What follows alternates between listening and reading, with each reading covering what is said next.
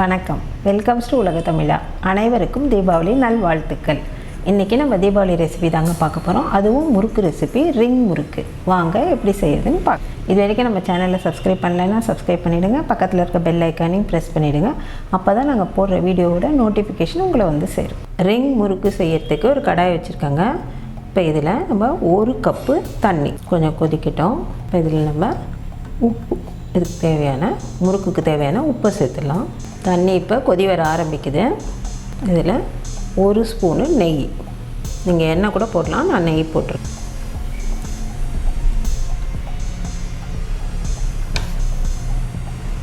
கால் teaspoon மஞ்சள் தூள், அரை டீஸ்பூன் சீரகம், நீங்கள் எள்ளு கூட போடலாம், இல்லை ஓமம் கூட போடலாம்.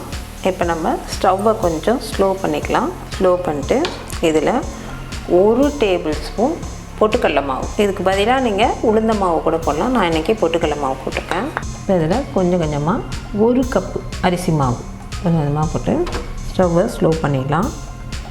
இப்போ நல்லா கிண்டணும். கொஞ்சம் கட்டியாக தான் ஆகும் ஆரம்பத்தில். இதை நல்லா ப்ரெஸ் பண்ணி கிண்டிட்டு அதுக்கப்புறம் நம்ம எடுத்து ஆற வச்சு நல்லா கை வச்சு அழுத்தி பிசைய வேண்டும்.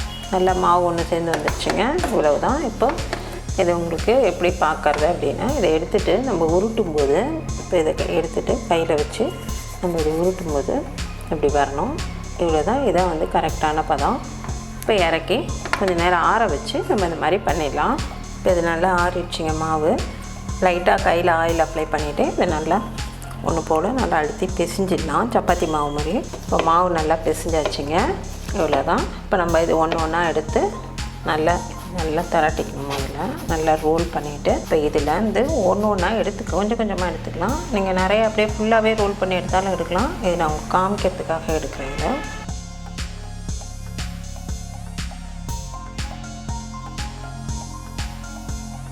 இது நல்லா பண்ணியாச்சு. இப்போ இதை வந்து அப்படியே ரோல் பண்ணிக்க வேண்டியதான். இந்த மாதிரி நம்ம எல்லா ரிங்கும் பண்ணி வச்சிடலாம். இப்போ இதை நம்ம ரிங்கை இந்த மாதிரி எல்லா ரிங்கையும் பண்ணி வச்சிடலாங்க. இப்போ எல்லா மாவையும் நல்லா ரிங் பண்ணி போட்டு வச்சாச்சுங்க. இப்போ எண்ணெயில் போட்டு பொரிச்சு எடுத்துடலாம். இப்போ எண்ணெய் காஞ்சிடுச்சிங்க. இப்போ இந்த ரிங்கை ஒன்று ஒன்றா போட்டுடலாம்.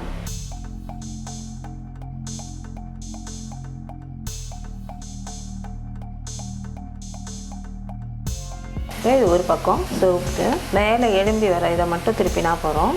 அந்த மாதிரி திருப்பி போட்டு வேக இன்னொரு பக்கமும் சேர்ந்தோன்னு எடுத்துடலாம். இதுக்கு வந்து ஃப்ளேம் வந்து ரொம்ப மீடியம் ஃப்ளேம்லேயே இருக்கட்டுங்க. இல்லைன்னா உங்களுக்கு மேலே செவந்துடும், உள்ளே வந்து ஒரு மாதிரி இதுவாக இருக்கும், வேகவே வேகாது. கொஞ்சம் நேரம் கழித்து ஒரு மாதிரி நமக்கு போன மாதிரி வேறு ஆகிடும். நல்லா மீடியம் ஃப்ளேமில் வச்சு செஞ்சோம்னா நல்லா கிறிஸ்பியாக இருக்கும். கொஞ்சம் நேரம் செவக்கட்டும். நல்லா 2 பக்கமும் செவந்து வந்துடுச்சுங்க. இவ்வளோ தான். நமக்கு சூப்பரான ரிங் முறுக்கு ரெடி. நம்ம பிளேட்டில் எடுத்துடலாம். பிளேட்டில் வந்து டிஷ்யூ போட்டு வச்சுருக்கேன். ஒன்றும் அவ்வளோவா ஆயில் பிடிக்காது, இருந்தாலும் டிஷ்யூ வச்சு எடுக்கும்போது உங்களுக்கு கொஞ்சம் நஞ்சம் ஆயில் இருந்தால் கூட வந்துடும். ரிங் முறுக்கு நமக்கு சூப்பராக ரெடி ஆகிடுச்சிங்க. நீங்களும் உங்கள் வீட்டில் இதே மாதிரி ட்ரை பண்ணி பார்த்துட்டு உங்கள் கருத்துக்களை எங்களுக்கு தெரியப்படுத்துங்க. நன்றி, வணக்கம்.